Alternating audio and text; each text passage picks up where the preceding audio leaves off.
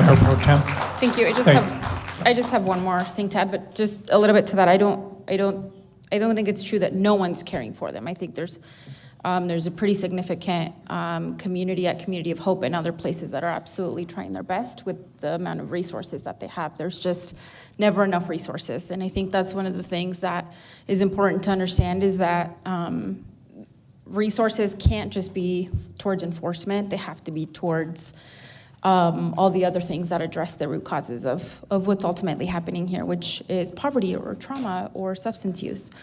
The last thing that I just want to say is I want to pose a challenge to our community as well around looking at this holistically, Chief. I think that's really important, and I always push for that.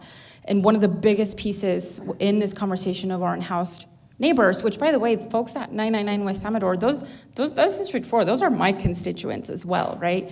But one of the biggest pieces to this puzzle is housing. And every single time there's a zoning request or anything, there's this thing called a NIMBY, and it's often used to talk about people that it's not in my backyard. People that often talk about not wanting, they don't want to see homeless folks, but they also don't want housing in their neighborhoods. And so I want to pose a gentle challenge to our community about becoming YIMBYs, about becoming yes in my backyard people, about becoming folks who also support housing, because if we don't have housing, we're never actually going to get to solve the problem. And DC Urena talked about this at the town hall around we're not going to arrest our way out of this problem. And so I do want to, given that there's been recent pushback against something like Amador Crossings, I do want to make sure that I'm also challenging our community to also be advocates for housing.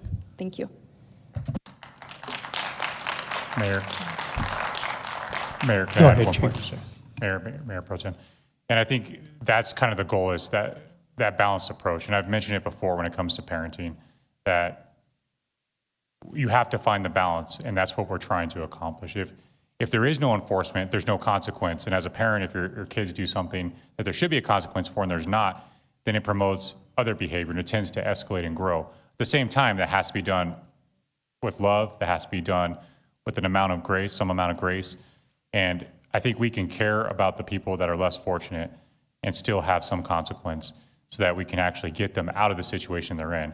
Because ultimately the caring and compassionate thing is to try to do whatever we can to get them out of that situation so they don't have to live that way, because it's a terrible way to live and exist. Okay, thank you, Chief. We're good? Chief, I just want to say first and